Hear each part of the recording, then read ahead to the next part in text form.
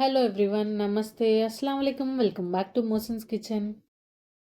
ఈరోజు నేను మీకు సేమ్ కేఎఫ్సి స్టైల్లోనే ఇంట్లోనే కేఎఫ్సి చికెన్ ఎలా తయారు చేసుకోవాలో చూపించబోతున్నాను. లాస్ట్ వీడియోలో మంచి బ్రేక్ఫాస్ట్ రెసిపీ కారం దోశని ఎలా తయారు చేసుకోవాలో వీడియో చేశానండి. చూడని వాళ్ళు ఎవరైనా ఉంటే చూడండి. ముందుగా వీటికి కావాల్సిన పదార్థాలు అయితే చూద్దాం. ఇప్పుడు కేఎఫ్సి చికెన్ ఎలా తయారు చేసుకోవాలో చూద్దాం. ముందుగా దీనికోసం ఒక పెద్ద సైజ్ బౌల్ అయితే తీసుకోండి. ఇక్కడ నేను 1 కేజీ చికెన్ అయితే తీసుకున్నాను. ఇక్కడ నేను చూపిస్తున్న విధంగా ప్రతి పీస్ కి ఘాట్లు అయితే పెట్టుకోండి. ముందుగానే చికెన్ మొత్తాన్ని నీట్ గా శుభ్రం చేసి అయితే పెట్టుకున్నాను. ఇప్పుడు చికెన్ మొత్తాన్ని బౌల్లోకి వేసుకుందాం. చికెన్ మొత్తం శుభ్రం చేశాక ఒక్క చుక్క కూడా నీరు ఉండకుండా డ్రైన్ చేసేసుకోండి. ముందుగా ఈ చికెన్ లోకి 2 టీ స్పూన్ల సాల్ట్, ఒక 1/2 టీ స్పూన్ పసుపు, ఇప్పుడు ఒక మెయిన్ ఇంగ్రీడియంట్ వేసుకుందాం. 2 టీ స్పూన్ల వైట్ పెప్పర్, ఇది ఖచ్చితంగా స్కిప్ చేసుకోకుండా వేసుకోండి. 1 టీ స్పూన్ మిరియాల పొడి, 1 టీ స్పూన్ అల్లం వెల్లుల్లి paste, 1 teaspoon soya sauce వేసి చక్కగా ఈ వేసుకున్న మసాలాలు మొత్తం చికెన్ కి పట్టే విధంగా కలుపుకోండి. ఇది కలపడానికి కనీసం ఒక 5 నుంచి 10 నిమిషాల పాటు అయితే పడుతుంది. ఈ చికెన్ ని మాత్రం స్కిన్ తోనే తెచ్చుకోండి. చూడండి, చక్కగా చికెన్ మొత్తాన్ని కలిపేసాము. ఇప్పుడు దీనిపైకి మూత అయితే పెట్టేసి కనీసం 3 నుంచి 4 గంటల పాటైనా దీన్ని ఫ్రిడ్జ్ లో ఉంచాలి.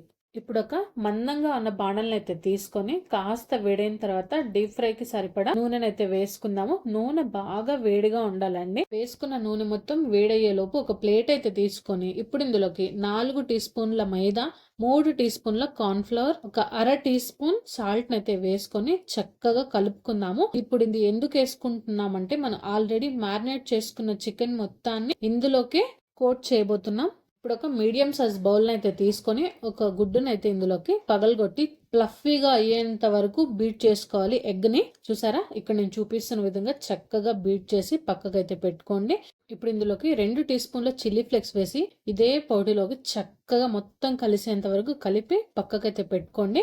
ముందుగానే మ్యారినేట్ చేసిన చికెన్ ని ఒక్కో పీస్ గా తీసుకొని మనం ముందుగానే పగలగొట్టి పెట్టుకున్న ఈ గుడ్డులోకి చాలా చక్కగా డిప్ చేసుకోండి. పైకి కిందకి ఒక 4-5 సార్లు కలుపుకోండి. అప్పుడు ఎగ్ అనేది చికెన్ పీస్ కి చాలా చక్కగా పడుతుంది. ఇప్పుడు మనం ముందుగా కలిపి పెట్టుకున్న ఈ పొడిలోకి చక్కగా ఈ చికెన్ పీస్ ని కోట్ చేసుకుందాం. ఊరికే అలా ముంచకుండా ఇక్కడ నేను చూపిస్తున్న విధంగా కాస్త ప్రెషర్ ఇస్తూ గట్టిగా ఒత్తుకోండి. అప్పుడే కోట్ అవుతుంది.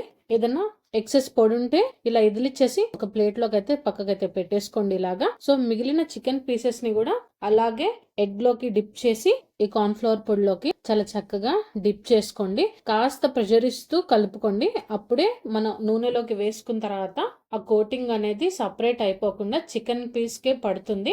ఊరికి అలా కలిపారనుకోండి, ఆయిల్లో వేయగానే సపరేట్ అయిపోతుంది. చికెన్ పీసెస్ మొత్తాన్ని ఇక్కడ నేను చూపిస్తున్న విధంగానే కోట్ చేసి పక్కకైతే పెట్టేసుకోండి. నూనె బాగా వేడిగా ఉందండి. ఇప్పుడు ఒక్కో పీస్ ఇందులోకి దూరంగా ఒకదానికొకటి తగలకుండా వేసుకుందాము.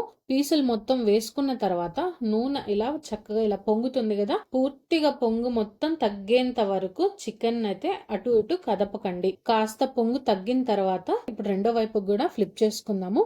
ఇది కాస్త టైం టేకింగ్ ప్రాసెస్ అయినా కూడా చాలా టేస్టీ అండ్ క్రిస్పీగా ఉంటుంది. కాస్త ఓపిక్గా చేసుకోవాలి అంతేనండి. ఒక వాయి ఫ్రై అవడానికి మనకు 10 నుంచి 12 నిమిషాల టైం అయితే పడుతుంది ఖచ్చితంగా. చూసారా, చికెన్ మంచి గోల్డెన్ కలర్ లోకి అయితే వచ్చేసింది. నాకు ఇక్కడ మొదటి వాయి ఫ్రై చేయడానికి నాకు 15 నిమిషాల టైం అయితే పట్టిందండి. కాస్త టైం పట్టినా కూడా చికెన్ చక్కగా మీడియం ఫ్లేమ్ లో పెట్టి ఫ్రై చేసుకోండి. ఇప్పుడు టిష్యూ పేపర్ అయితే వేసుకొని సపరేట్ గా ఒక ప్లేట్ లోకి అయితే తీసేసుకుందాము. మంచి గోల్డెన్ కలర్ వచ్చిందండి. ఎక్కడ కూడా ఎక్కువగా ఫ్రై అవ్వకుండా చక్కటి కలర్ లోకి అయితే వచ్చాయి. మిగిలిన చికెన్ ని కూడా ఇలాగే కోట్ చేసుకుంటూ ఇలాగే చక్కగా మీడియం ఫ్లేమ్ లో పెట్టి డీప్ ఫ్రై చేసుకుందాము. ముందు చికెన్ ఎలా ఫ్రై చేసుకున్నామో అలాగే రిపీట్ ద ప్రాసెస్ అండి, సేమ్. కాకపోతే నెమ్మదిగా ఫ్రై చేసుకోండి అంతేను. ఈ కేఎఫ్సి చికెన్ చేయడం చాలా ఈజీ అండి. చిన్న చిన్న టిప్స్ ని తెలుసుకొని కాస్త పర్ఫెక్ట్ గా చేసుకున్నాం అనుకోండి, ఖచ్చితంగా సూపర్ గా వస్తుంది కేఎఫ్సి చికెన్ అనేది. కాస్త పొంగు తగ్గాక రెండో వైపు కూడా ఫ్లిప్ చేసుకొని మంచి కలర్ వచ్చేంత వరకు ఫ్రై చేసుకుంటే సరిపోతుంది. సో కేఎఫ్సి చికెన్ అయితే తయారైపోయిందండి. చూసారా ఎంత మంచి కలర్ ఉందో. అసలు మనం బయట తీసుకుంటే కూడా ఇంత మంచి కలర్ ఉండదేమో అన్నంతగా ఉంది కదా కలర్ అయితే. సో చాలా చక్కగా వచ్చింది కలర్ మొత్తం కూడా. ఎక్కడ డీప్ ఫ్రై అయినట్టుగా ఎక్కడ కూడా లేదు. చూసారు కదా కేఎఫ్సి చికెన్ ఎలా తయారు చేసుకోవాలో. మీకు గనుక ఈ వీడియో నచ్చితే please do like, share and subscribe to Mohsin's kitchen అండి. మీరు సపోర్ట్ చేస్తేనే నేను ఏదైనా చేయగలుగుతాను. సో దయచేసి వీడియో మొత్తాన్ని చూడండి, స్కిప్ చేయకుండా చూడండి. మీకు నచ్చితే మీ ఫ్రెండ్స్ అండ్ ఫ్యామిలీకి కూడా షేర్ చేయండి. మీ వ్యూస్, మీ సపోర్ట్, మీ లైకేనండి నా ఛానల్ ముందుకెళ్ళడానికి నాకు సపోర్ట్ అవుతుంది. సో దయచేసి సబ్స్క్రైబ్ చేసుకొని వీడియోస్ చూడండి.